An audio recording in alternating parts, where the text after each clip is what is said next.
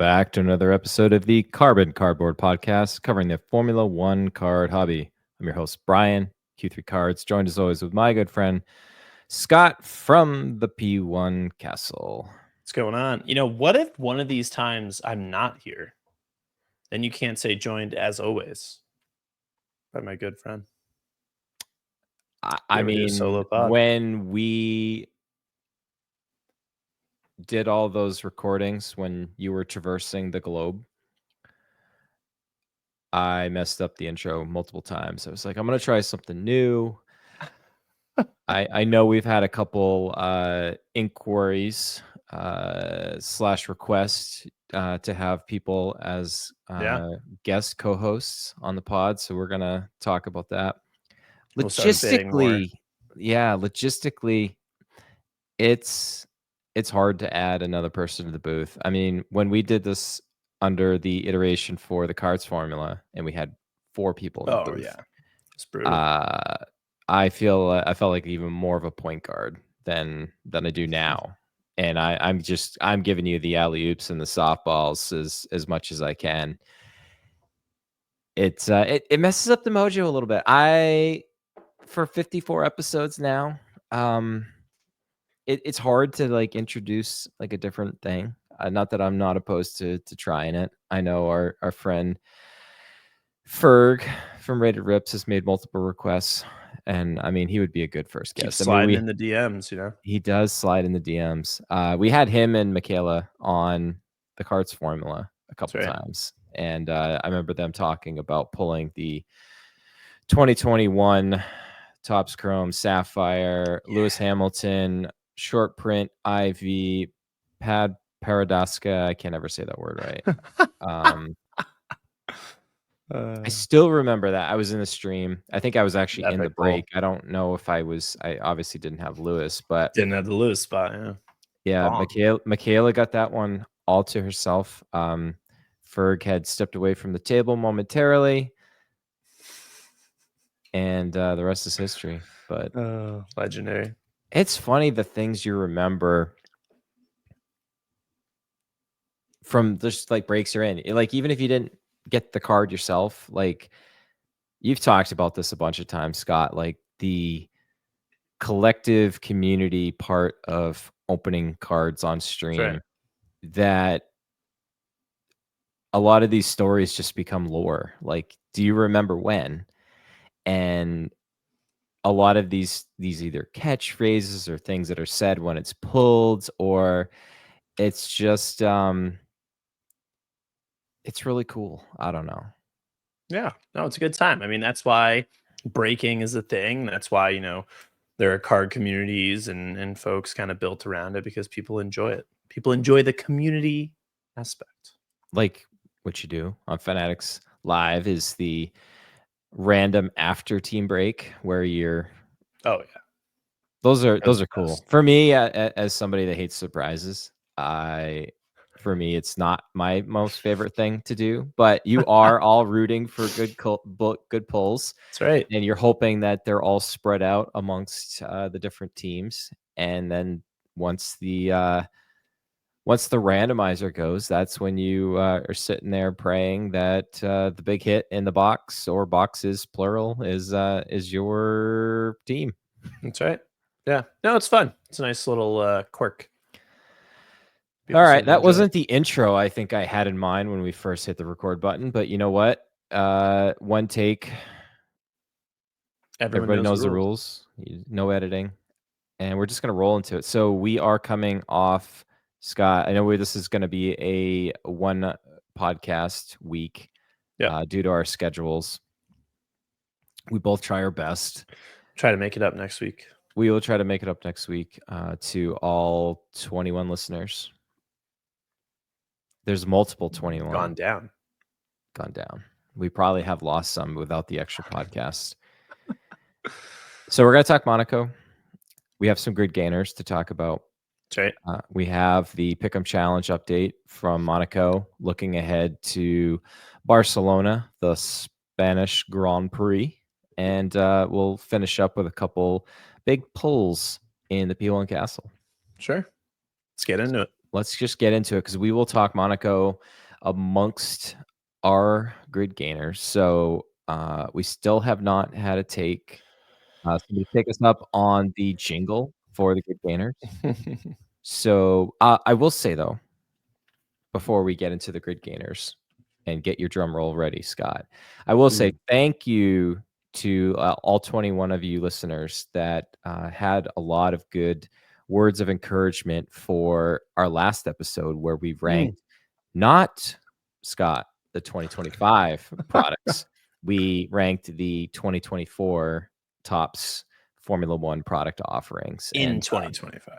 In 2025. Yeah. So we were just in the future. And Right. that was really cool. It was good to see. I think for me, just going through the comments, and I try to go through and respond to all of them if I can. It seemed like one of the favorites was Paddock Pass, Scott. Very underrated. Wow, yeah. I think all 21 listeners were hoping we would have ranked it a little bit higher. So yeah, I mean, I don't know. We'll have to see, and we'll have to see, how Paddock Pass is received next year, right? Like, I wonder if it'll end up being something like Eccellenza, where it's popular the first year, but then not second year. I don't know. Let's see. We shall see. All right, time for the grid gainers. Let's do it. A little bit of a drum roll there. I don't know if that came through on my mic or not, but Here it is. You're up first, Scott. First pick. You know who I'm going with. Legends, chat, respect. It's Lando Norris. Of course, it's Lando Norris. Pole in Monaco, coming off, a little shaky few races. Lando gets the job done. Pole position in Monaco, and on the Saturday is really where you do all the work. So he kept it in front. Honestly, he was under some pressure by Leclerc, towards the end and everything, but Lando didn't make any mistakes, drove faultless, and got the job done really on Saturday. So really good job by him. He's only now 3 points back. And I feel like the way folks were talking about him and Oscar together and everything, you would have thought he was, 100 points back in the championship. But he is right there with Oscar as we head to the Spanish Grand Prix in Barcelona. So I've got Lando as my grid gainer. I think he needed that. I think his card market needed it too. A lot of people are like, oh man, they're really starting to kind of have some doubts because Oscar was on the ascendancy. But so big win for Lando, big weekend. In terms of cards, we've gone through Lando a couple times, but it's always easy to add more cards because he's got 2020. He's got so many years to choose from. For a kind of target card that's liquid, easily attainable, I actually go with the 2020 freshest refractor. So freshest, of course, is seen in every year as the kind of rookie specific parallel, or not parallel, just card in the set. Similar and usually second best to the portrait. So we've touched on the portraits before. This one, freshest chrome refractor, PSA 10, pop 117. So, not too high, but enough to choose from and should be readily available. So that's a really cool card if you want to add a smaller one to your collection. And then Grails. We want to talk about Grails, talk about a big boy. And this one actually just sold on P1 Castle Premium Consignment for over $25,000. But this is a Lando Norris 2020 Dynasty flag patch out of 2. Absolutely massive card. This is beautiful. You get almost the entire Union Jack flag in the image. So yeah, really cool card here. Obviously 2020 Dynasty is mega and flag patches are insane. So pretty easy choice on this one as a grail. But yeah, Lando on the up again. We'll have to see how he goes, but that's who I've got for mine. Oh, and my camera just reset, but what are you going to do? Anyways, hey, you know what? We roll with it because what I was just looking at here, Scott, and we've talked about it. Gosh, it was maybe 5 episodes ago or something like that, where kind of the complaint was, well, Topps reuses photography, or they've reused the same photos across different products. Well, look on screen here if you're on YouTube. the freshest 199 refractor here has the same image of the 2 of 2 Lando Dynasty. I will say I like it better in the black and white variety. It just looks more classy. And again, with 2020 Dynasty, the splash from the relics definitely makes these cards so classic, classy, iconic. All right, Scott, the race itself. I know Lando, you said Lando got the job done on Saturday with the great qualifying lap right at the end of Q3. And do you think you are the more technical savvy, more of a historian about this than I? I know that the FIA or whoever's already said that potentially the two-stop mandate probably is not going to return next year. Do you feel like it helped or hurt or had no impact on the race? I don't know. I mean, it's tough, right? At the end of the day, what it did is it added another element that then the teams had to figure out how to best optimize. And it became a little bit of a mockery, of a joke. We saw both Visa Cash App RB and Williams kind of institute a similar strategy where they had their cars running, one behind another. And the second one just backed way off the pace to allow the one in front to get 2 pit stops in for free. And then switch positions and did the same thing. It was pretty crazy. But there's nothing you can do because you can't pass in Monaco. So no, I don't think it really added much.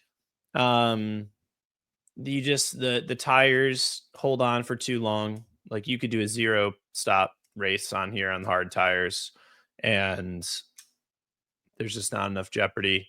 Like the only thing that really mixes things up in Monaco is if there's ever like a safety car crash or rain. Outside of that, just mandating pit stops. Clearly, we've seen now that it won't help. So yeah, could have turned out differently if there was, weather conditions, or if we had any, full safety cars or red flags, then it really matters. But without that, yeah, no, not much of a change. And yeah, I don't think we'll see it again. Yeah, I always really look forward to Monaco on the calendar, but then again, when it usually comes to Sunday, we bemoan the fact that it ends up being a parade.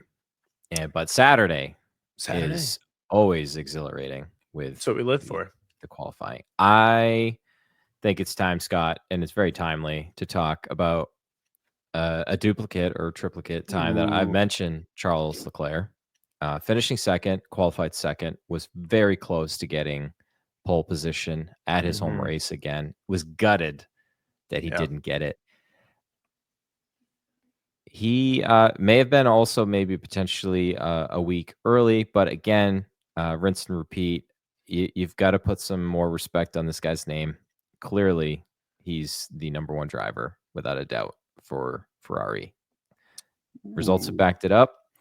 And I'm talking current form. There's no disrespect meant in any way to Sir Lewis Hamilton, who of 7 World Driver Championships, I think currently the way that they're both driving, how they're handling the pressure and handling the car that's been given to them. We'll see how it fares. The Ferrari in Barcelona, which again used to be the track that all the testing was done because it has slow, medium, and fast corners. So it's a good proving ground to see. So it'll be interesting, and I'm sure we'll get to this when we talk about your castle picks and castle call for the race this weekend. But I just absolutely like Leclerc loves this track, and he probably dragged that Ferrari a little bit further ahead than maybe it would have been. But he's just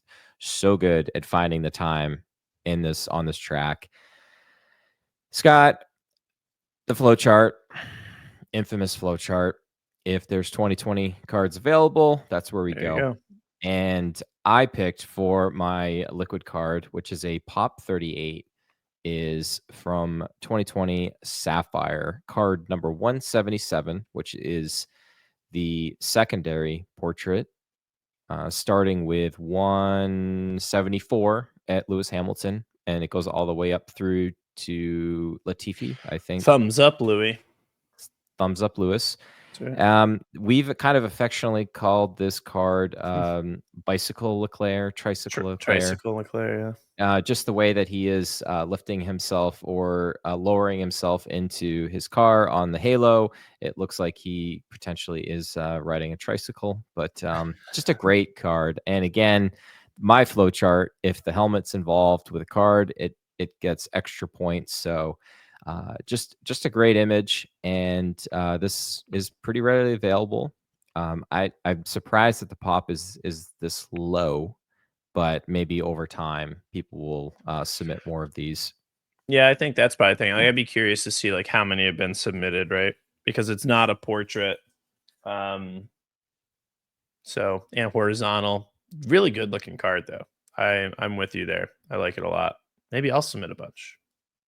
But a really good looking card, again, is the short print image variation sitting card, whatever you want to call it. If you can get that in a red, a PSA 8, what a monster. Team color Insane. match. It's a crazy card. It's just beautiful. That's one of the best images I think of. I've mentioned it before. I think it's pound for pound one of the best images Leclerc has across any year since 2020 in terms of that. Just iconic and just so cool. So if you can swing that kind of a card for your grail, definitely that's where you want to go. But you can't really go wrong with any of the IVs, even the base. Yeah. Aqua, gold, orange, all of the above. The pad though, Scott, has not surfaced, correct? Still out there. One of the big 7, right? Hasn't been hit yet. So yeah, this red PSA 8 Leclerc, which we actually have one coming to P1 Castle premium consignment. That is the biggest you can possibly get for his 2020 Sapphire cards, because I think the portraits are all 8s as well. I don't know if there's a 9, but I'd still think a 8 image variation would probably outsell a 9 portrait.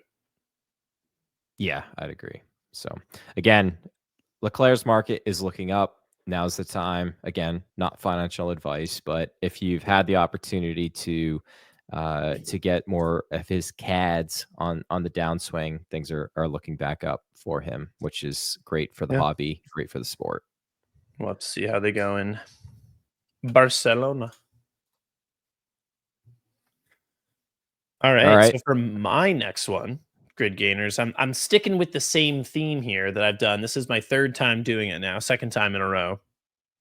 We're going with an F2, current F2 driver, F3 in the cards that are available. So only in 2024, not in any other year. Luke Browning. Luke Browning, who is a Williams Academy driver and who is now leading the Formula 2 championship.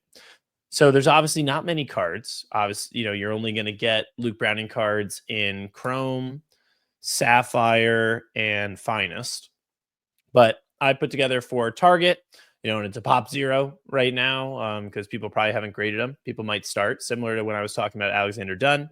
So refractor portrait from Chrome, I think, is like, you'd be able to find these readily available anywhere. Graded, probably not, but raw, you can definitely find them. And then for Grails, again, with the cards so limited, not having autographs, no inserts, anything, really all you can do to focus on Grails are the portraits.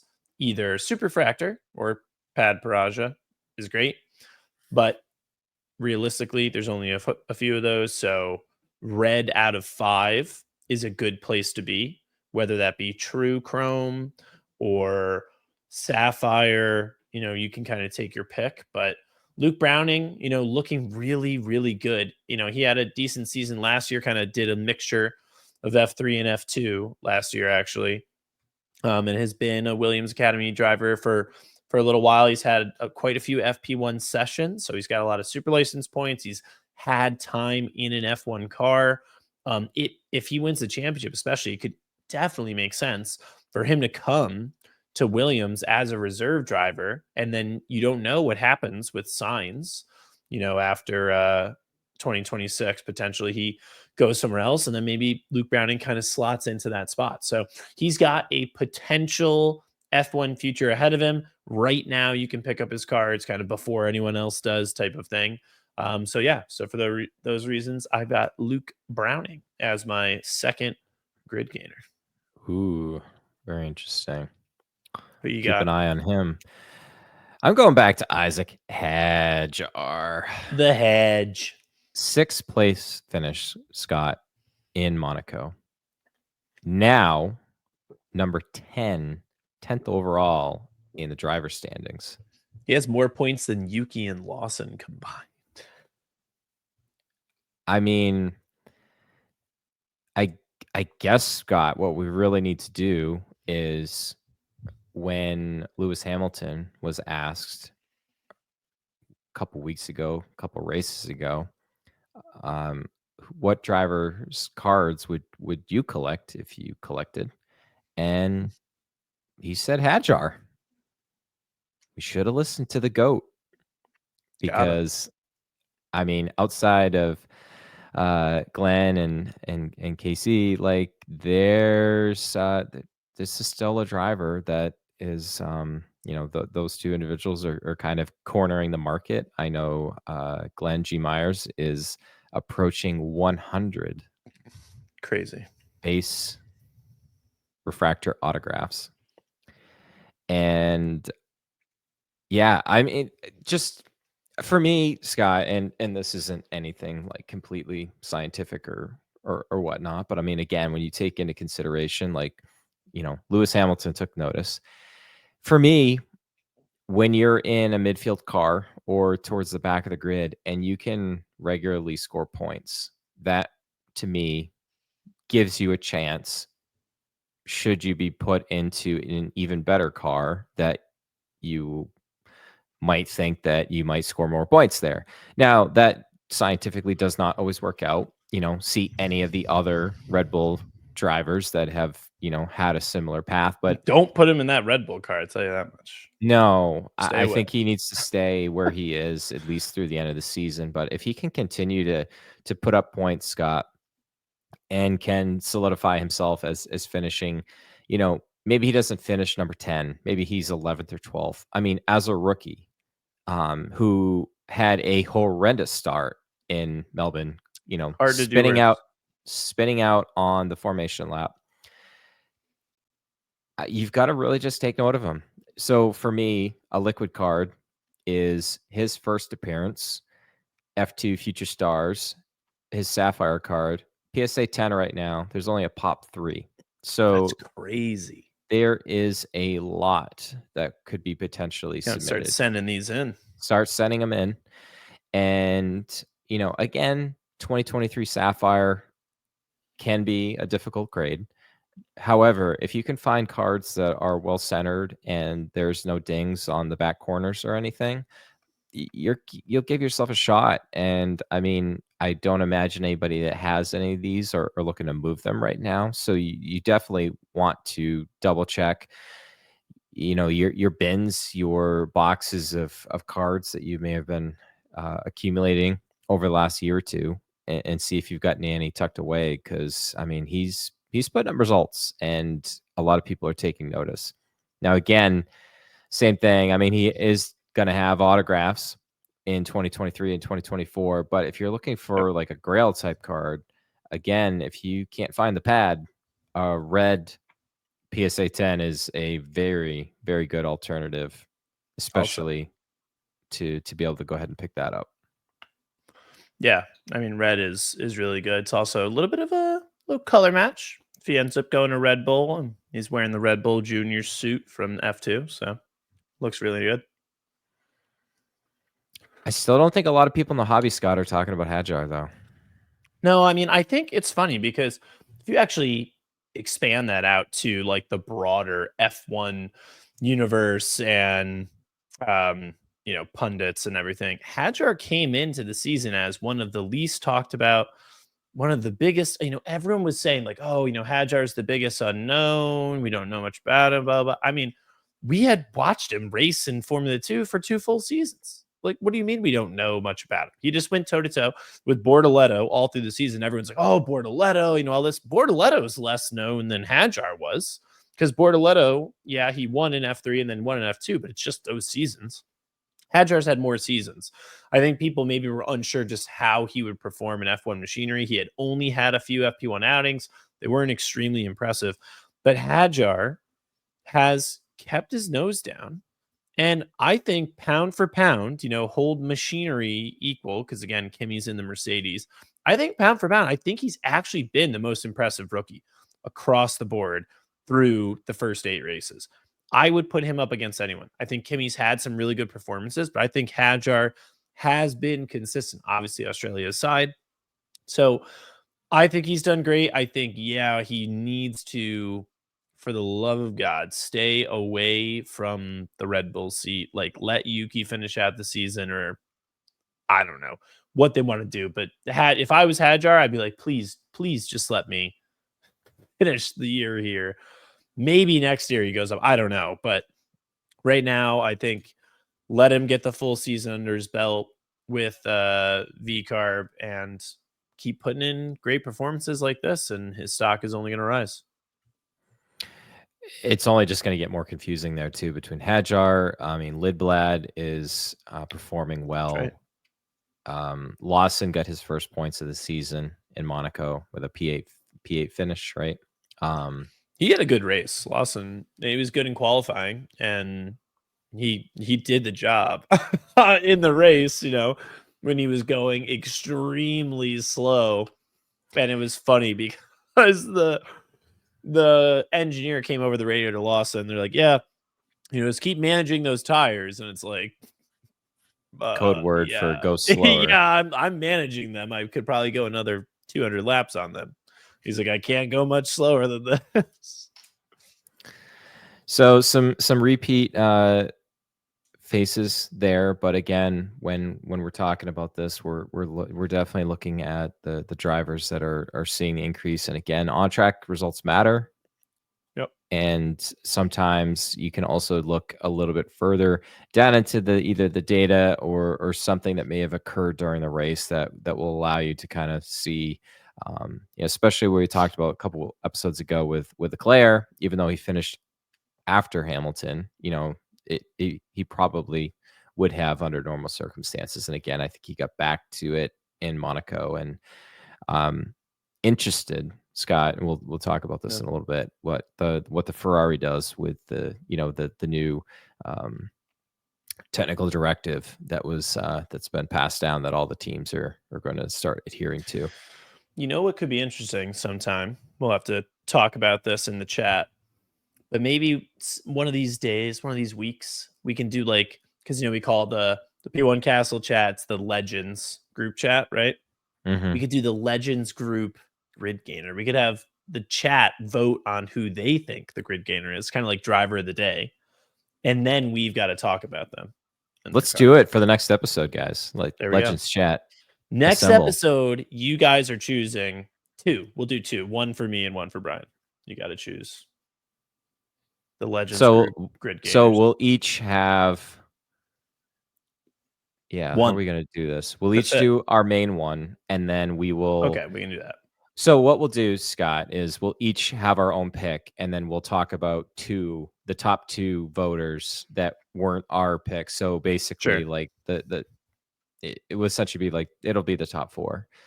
So that way I don't have to claim one of them, or you don't have to claim the other. We'll just talk about both of them in conjunction. So, all right, Legends chat, assemble. Let's do it. Let's get it. All right, let's talk about again what happened at the Monaco Grand Prix with the Pick'em Challenge. We've got the driver matchup, confidence Pick'ems. This time A to Z Grand Prix. My man Kyle won with 48 points. The Monaco average score was 35.0. So 13 points higher than the average, so wins 100. And then getting into kind of the stats for how everything shook out, Lando Norris was picked 99% from everybody. He won. Leclerc beat Oscar. And I remember we talked about this as like being a really good matchup. 45% of folks took Leclerc. 86% of folks took Verstappen against Hamilton. Hamilton may have beaten him if not for that penalty. Albon, 31% took him over Russell, and he did get the job done. Kimi Antonelli, 89% took him over Gasly. Who knows? It could have gone either way, but then Gasly, of course, to the DNF. Alonso, 90% took him, and he didn't do it. He was amazing in qualifying. Mhm. And then the unluckiest driver in Formula One is what he's called himself now, and DNFs, and Nico Hulkenberg with 10% of the vote gets it. Gabriel Bortoleto, 17% of the vote, takes the win over Lance Stroll, who was nowhere. Liam Lawson with the lowest percent picked, who won 6%, picked him to get the dub over Carlos Sainz, and he did. 79% of folks took Esteban Ocon over Franco Colapinto, and he got the job done there. And then 91%, one of the strongest, second only to Lando Norris here in percentage picked, took Isaac Hadjar over Behrman. Of course, he did get the victory there. So after those matchups, this will bring us to the current driver's standings. And we'll see atop the leaderboard now, tied for first place. Max and Lando are both 7-1. And then at 6-2, we've got a few drivers there: Leclerc, Hadjar, and Albon. 5-3, we've got Russell, Piastri, and Sainz. Quite a few at 4-4: Hamilton, Yuki, Hulkenberg, and Lawson. Lawson, who's done really well. I think he's actually won 4 in a row. I think he started 0-4 and has won 4 in a row. Gasly, Ocon, Antonelli, Bortoleto are all 3-5. Behrman, the lone driver, at 2-6. Alonso and Stroll 1-7. And of course, our good friend Janko Kalapuan is at 1-7, who is obviously a fusion and mutation combination of Franco Colapinto and Jack Doohan, our good friend Janko Kalapuan. I didn't even see that till now. That's right. And if you zoom in on the image, it's half Franco Colapinto and half Jack Doohan. So good to see. Yeah, there we go. Get way in there. There it is. There it is. That's nightmare fuel. Janko Kalapuan. What a name. All right, Scott, let's look at the matchups for All right. Barcelona. Moving into Spain. Race 9. We've got I think we have some close matchups, and we have some, chalk slam dunks. So Lando Norris and Charles Leclerc should be good. Oscar Piastri, Gabriel Bortoleto, you'd think Piastri for sure. Max Verstappen and Alexander Albon could be close. Yuki Tsunoda and Carlos Sainz also could be close. George Russell and Nico Hulkenberg, you'd think Russell gets a nod there. Kimi Antonelli and Franco Colapinto. Lewis Hamilton and Fernando Alonso, old rivals here at Alonso's home race. Lance Stroll against Oliver Behrman. Esteban Ocon against Isaac Hadjar, and Liam Lawson against Pierre Gasly. So, Brian, as is customary here on the Carbon Cardboard podcast, you've got to give me your 10, and I'll do my 10, and you can do your 1. So who are you putting your 10 on? So my 10, I think I'm going to go Piastri over Bartoleto. That's my 10. Yeah, I feel like that's pretty good. Just to be different, because I think that's an obvious 10 choice. I actually really like Kimi Antonelli over Franco Colapinto, because Franco's still, just coming to grips with the new car, just getting sorted in the new team, and Mercedes was really good here last year, and they have a better car, across the board, I think, this year. So I expect to see Mercedes, as the second or third best car here. So I could put 10 on, Russell or Antonelli, and I'm going to throw it on Antonelli. So that's where my 10 is. Who is your 1? Who's a close matchup, and where would you put the 1? So my one is I gotta go with Lando Norris and Charles Leclerc. I think that's gonna be the to me the closest. And I just think between Leclerc's recent form and potentially, the Ferrari getting a boost here, I still will give Lando the point, but I'm only gonna give him one. Okay. I love the juxtaposition because I actually think that Ferrari, despite being very good in Monaco, is not going to be that good here in Barcelona. But we don't know because, again, front wing regulation change, a lot could change in terms of the form book. But I actually think we might see Ferrari struggle a little bit. And because of that, I think Fernando Alonso and Lewis Hamilton could be a very close matchup. And this is foreshadowing, going with the hometown hero. It moved a tiny bit. Oh, now it's blue. Now you're Now tracking. it's blue, so now it's actually going to move with me. Now I'm over here. Your camera got so excited Oh, that you might be picking now I'm up Alonso here. here. Oh, now I'm down here. Carbon cardboard first. 54 episodes, and we're bringing All right, guys. bringing the heat. One. Like I'm like Miss Rachel Sebastian or Blippy or something, just moving around. Anyways, Fernando Alonso, 1 point. Book it. Ooh, that's spicy. That's right. Race predictions Brings from us the to P1 the race Castle. prediction. Look at the new cover art tile, by the way, which we're going to be doing going forward. I think it's cool to have like just race predictions, and then go into them. So here we go. P1 Castle race predictions starting with the Saturday. We have Lando Norris on pole. I think he goes from strength to strength. He makes it 2 poles in a row from Monaco to Barcelona. I think McLaren, maybe the front wing regulation change might impact them. I still think they're going to be incredibly fast. I think it's going to come down to 2 McLarens and Max when it comes to pole, maybe Russell. But I'm going with Lando on pole. As for the race, I do think Max is going to get the job done. But this is, guys, we're cooking here. We're chefing up a little bit because we've got Max in first. And right now, it's Oscar, Lando 3 points back, and then Max in third by, is it 25 now behind Oscar? I think he's like 1 exact race win. Or was that before Monaco? I think that's what it is. We are checking. We are checking. I'm pretty sure he's 25 points behind. So it's 161 to 136. 25 points. Bam. Beautiful. So Max takes a win. Lando in second, Oscar in third, would put Lando and Oscar tied on points.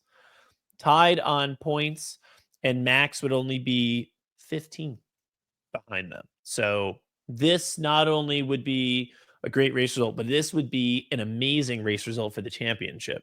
Because can you imagine, we get a week off, right? After this one before, I believe Canada. Yeah, Canada is the next one coming up after Spain. So we would go into Canada with the championship tied between the 2 McLarens and then Max lurking in the wing. So, we're just a little hopeful here, but would love to see this happen. That's my predictions. And for the Castle call, and again, we talked about foreshadowing earlier, Fernando Alonso scores his first points of the season. I cannot believe we are at race 9, and this is a possible Castle call. The fact that he has not scored yet is insane. What's even crazier is that Lance Stroll has scored. So it's not, obviously the Aston Martin is not good, but the fact that Stroll has scored multiple times and Alonso hasn't, he really is the unluckiest driver in Formula One right now. But yeah, that's what I've got for my Castle call. I was absolutely gutted, Scott, for Alonso in Monaco. Just as soon as he had the issue, the reliability on his car specifically has not been good. It's well, it's always car 14. Always got a 14. Yeah, just it's a shame. And yeah, hopefully you're right, because it would be good to get him back in the saddle. 100%.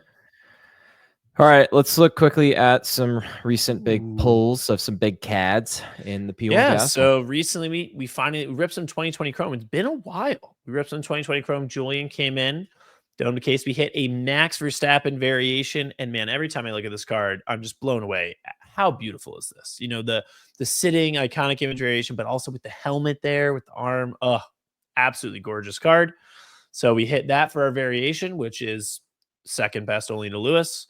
We also hit a red true red out of 5.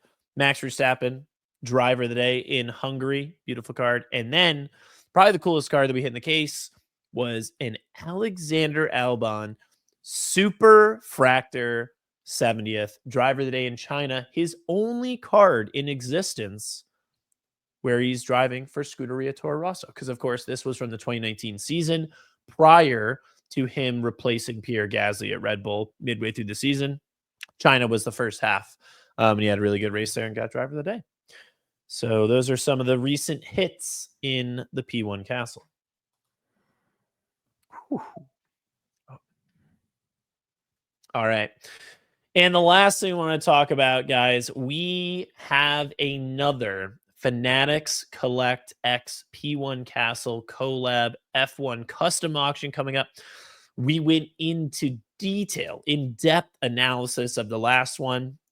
I forget what episode it was. We went through everything on here, but everything came in. It was 103.4% of comp. So very successful auction, but we took away some learnings, right? Remember, Echalenza was terrible. In general, years 21, 22, 23 didn't do well either. So there was also a ton of cards, 201 cards. So a lot of them, some got lost in the shuffle. So some of the changes we made this auction, 96 cards, limited to 96, which means only 4 pages, right? It fits exactly 4 pages. There's 24 cards on a page when you're looking through those auctions on Fanatics Collect. So it's exactly 4 pages. No Echalenza allowed. We will not put Echalenza on there. And in general, we're limiting it to, like, we're not going to sell 21, 22, or 23. We will have probably some exceptions. As you can see on here, there is a 2023 Oscar Piastri rookie card. His market's doing pretty well. So he will be in there if it's 2023, not 2021. But 2023 will have some of his rookie cards in there. Guys, spots are extremely limited. As of right now, there are 3 spots left. 3. We have 93 out of 96 of the spots filled already. The deadline is 3 days from now. So if you want one of your cards included, whether it's already here on consignment with me or it's something that you would have to overnight to me because we have to get them sent out next week, let me know. Because again, spots extremely limited. 3 spots left. Now, if you have a huge Grail type card, we might be able to squeeze it in and maybe bump a different card. But in general, it's really, really limited to those 3 spots. As of the time, I don't even know. As of the time that we actually post this, it might be all full. But let me know if you've got something that you want included. And yeah, we'll see how this one goes. This is going to be fun too, because it's actually going to run. It starts June 16th and it's going to end the 27th. So it's going to run like right through Fanatics Fest. And we're going to be there at Fanatics Fest. Fanatics Collect will be there. F1 will be there. You may see some of these cards on display at some of those booths. So yeah, should be a lot of fun. Spots are limited. Let me know if you want in. Looking forward to running another one of these with Fanatics Collect. Love to see it. It will be pretty epic. I know there's some really big cards that are going to be included there. Some big cats. Big You can see some on the cats. screen. We got even more coming in. All right. Wow. I think somehow, Scott, I think we ended up with a shorter episode. A shorter one. Yeah, we managed. We flew through grid gainers a little bit. I feel like that was solid pace. But we're going to be coming back next week with 2 episodes, so be ready. So remember, Legends Chat, get us some grid gainers. You That's have right. to We'll wait put a till vote after in the there. race. Yeah, I'll set it up. We'll get a vote. It'll be like, you can't vote for Stroll if he DNFs or something. Like, we'll give them some folks to vote for him, and then we'll go with the top 2. That sounds cool. Looking forward to that. So what else, Scott, you got coming up in the castle? So we're gonna have some 2021 Sapphire breaks. We've been ripping some of that. We're gonna have some of that coming up. Some 2024 Sapphire, 2024 Finest, and maybe mixing a little 2020. Love to see it. Grading's been busy. We've got a whole bunch of stuff that just popped with PSA. Oh yeah. Next Some episode we'll have to go over some of those. Yeah, we really will. nice cards. I will say there was some cards that were definitely worth waiting for. For whatever reason, I don't know if any of our other listeners or viewers here are experiencing the same thing with PSA, but we had a lot of dual autograph cards that had been outstanding since February and were 3 and 4 weeks past the anticipated completion date. So Hate to see it. shout out to the P1 Castle grading community for being very patient, and because obviously it's out of our hands. But I will say our friend Chris, just an incident, was patiently waiting for an Oscar Piastri 2024 base refractor autograph that was pulled by a fellow P1 Castle affiliate, the Formula Queen. That's right. Cut the upcharge today. PSA 20, baby. Ooh, man. P1 Castle affiliate pulls it. Another P1 Castle affiliate hits it. P1 Castle grading gems it. P1 Castle Premium Consignment sells it. No, Chris is probably going to keep that one for PC, but love to see it. I don't know. I Love wouldn't to be see it. surprised. He seems to be consolidating on 2023. But that was like P1 Castle Inception. And I know it doesn't technically work the way that it needs to because of our friend Ben is technically in the future in Australia, but recently had a birthday. He also had a card pop today on his birthday, a Max Verstappen 2024 Sapphire autograph, first year for Sapphire autographs. We were pontificating last episode out on what the true print run of those are. And another PSA 20. So a couple things we'll tease and talk about on the next episode, or one of the next episodes next week when we talk about some grading results. But things you love to see is PSA 20s, which is PSA 10 grade on the card, PSA 10 grade on the autograph. Absolutely beautiful. And happy birthday to Ben. Because it's funny, because as of time of recording, it's his birthday in Australia, but not quite, for like 30 minutes, I think, over here in the States. But then when we drop the episode, it won't be his birthday anymore in Australia, but it will be his birthday in the States. I got the notification like earlier today, which made me think I didn't actually check to see the date of when it was. So I don't know. Or maybe I'm a day off. You might be a day off because I think it was probably the 28th in Australia. Anyways, happy birthday, my friend. Big shout out to doing all of the graphics and everything you see on screen here. Legendary with the cardboard. He is the man in the chair behind the scenes, making us look good. Doing what he can to make us look good. Doing what he can. He needs to do extra work for me. So all right, my friend. He is doing more than okay. He's Janko Kalapooing what he can. I'm still cracking up about that. All right, Scott, you got to throw on the catchphrase here before this thing goes completely all right, off the rails. Guys, we're heading to the escape road right now. But we've got Spanish Grand Prix coming up. Front wing change should be exciting. We're gonna have to see if it mixes things up. Also, it's gonna be a lot of learning for the teams. They're gonna see kind of how their new wings, everything, impacts their car, and then they're probably gonna start making their last changes to the car. Right? They're gonna take all this data, get it back into the factory, and then from there, they're gonna try to add stuff to the car, and we'll see kind of late summer. I would expect mid to late summer is like when the last final pieces are going to be put on these cars, and they're going to use those coming from the data they get this weekend. So we'll have to see how this spices up the title race. But everyone, in the meantime, collect your cardboard, keep it carbon.